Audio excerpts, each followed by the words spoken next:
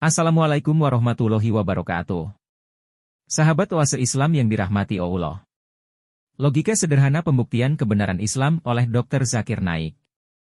Dr. Richard Lee dalam sebuah podcast bersama Ustadz Felix Xiao, pernah mengatakan bahwa beliau tidak setuju jika dikatakan Al-Quran itu hoax. Beliau mengatakan heran atau kagum bagaimana bisa kitab yang sudah berumur ribuan tahun tetapi masih terjaga keasliannya.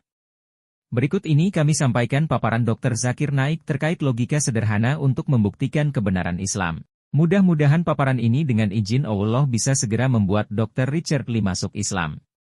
Dan lebih umumnya bisa mencerahkan orang-orang lain termasuk Muslim sendiri agar semakin kuat imannya tentang kebenaran Islam.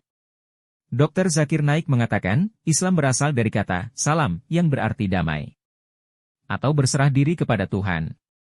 Islam adalah kedamaian yang didapatkan dengan cara berserah diri kepada Tuhan. Kitab yang mengklaim bahwa ia merupakan wahyu Tuhan dan untuk membuktikan agama apa yang benar-benar berasal dari Tuhan, maka wahyu atau kitab agama tersebut harus lulus uji dari zaman ke zaman. Dahulu adalah zamannya mukjizat. Dan, Al-Quran adalah mukjizat di atas mukjizat. Kemudian datanglah zamannya sastra dan puisi. Muslim dan non-Muslim Arab terpelajar menyatakan bahwa Al-Quran merupakan karya sastra Arab yang terbaik di dunia. Saat ini, jika kitab suci menjelaskan bumi itu datar dengan bentuk puisi, apakah manusia percaya? Pastinya tidak. Karena saat ini zamannya sains dan teknologi. Jika kita uji semua kitab suci yang ada di dunia sekarang dengan sains dan teknologi, maka semuanya gagal diuji kecuali Al-Quran. Dr. Zakir Naik mengatakan bahwa Albert Einstein, seorang fisikawan terkenal, peraih Nobel, pernah mengatakan, sains tanpa agama itu pincang, agama tanpa sains itu buta. Beliau melanjutkan bahwa Quran itu bukanlah kitab sains, sains, tetapi kitab tanda, sains. Ada lebih dari 6.000 tanda, ayat, dalam Quran. Di antaranya ada lebih dari 1.000 ayat yang menjelaskan tentang sains. Jika kita bandingkan fakta ilmiah yang baru kita ketahui sekarang, mungkin 50, 100, 200, 400 tahun lalu, Quran telah menjelaskannya 1.400 tahun yang lalu.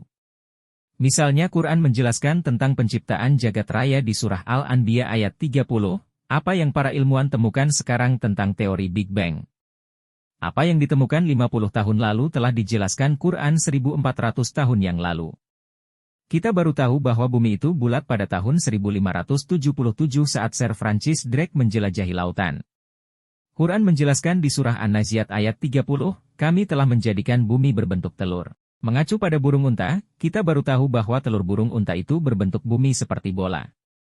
Kita dahulu berpikir bahwa bulan punya cahayanya sendiri. Baru saja kita tahu 100, 200, 300 tahun lalu bahwa cahaya bulan adalah pantulan cahaya, bukan cahayanya sendiri. Hal ini telah dijelaskan di dalam Al-Quran 1.400 tahun lalu di surah Al-Furqan ayat 61. Siapa yang bisa menjelaskan semua fakta ini dalam Quran yang baru kita ketahui sekarang? Dahulu ketika sekolah kita mendapati pelajaran bahwa matahari itu berevolusi namun tidak berputar pada porosnya. Quran menjelaskan di surah Al-Anbiya ayat 33, bahwa matahari selain berevolusi juga berputar pada porosnya sendiri. Saat ini sains baru mengetahui bahwa selain matahari berevolusi juga berputar pada porosnya sendiri yang telah dijelaskan Quran 1.400 tahun yang lalu.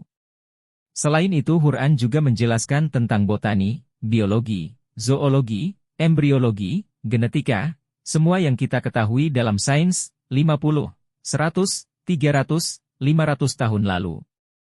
Jika kalian uji semua kitab suci semua agama di dunia, semua akan gagal uji selain Quran. Hari ini, sains belum terlalu maju untuk mengetahui semuanya. Dan, jika kita menganalisa Quran, kita akan mengetahui sekitar 80% apa yang dijelaskan Quran tentang sains, telah dikonfirmasi benar 100% oleh sains. Berarti ada sekitar 20% yang belum jelas, bisa benar atau salah. Logika saya mengatakan, bahwa saat 80% itu benar semua, maka sisanya yang 20% akan benar juga. Itu adalah kepercayaan atau logika yang masuk akal bukan? Bahwa tidak ada satu ayat Quran yang bisa dibantah oleh fakta ilmiah. Mungkin yang menyalahi Quran hanyalah hipotesis, namun tidak ada satu ayat pun dalam Quran yang dibantah oleh fakta ilmiah.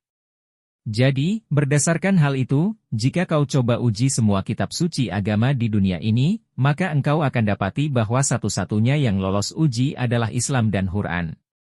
Itulah mengapa William Muir, salah seorang kritikus Islam, mengatakan 200 tahun yang lalu, bahwa satu-satunya kitab suci yang belum pernah dirubah dan juga terjaga tulisannya selama 12 abad adalah Al-Quran. Berdasarkan fakta ini, agama yang hanya bisa kita pikirkan dan dipahami dan diyakini benar adalah Quran. Wallahu alam. Jika dirasa video ini bermanfaat, silakan bagikan kepada teman-teman kalian yang lain, sehingga kita juga dapat pahala jariah. Demikian pembahasan kita kali ini, semoga bermanfaat untuk kita semua. Amin ya robbal alamin. Jika kalian memiliki pendapat terkait pembahasan kali ini, silakan tulis pendapat kalian di kolom komentar. Terima kasih telah menonton video ini. Jika kalian menyukai konten ini, jangan lupa untuk share, like dan subscribe. Terima kasih dan sampai jumpa di video selanjutnya. Wassalamualaikum warahmatullahi wabarakatuh.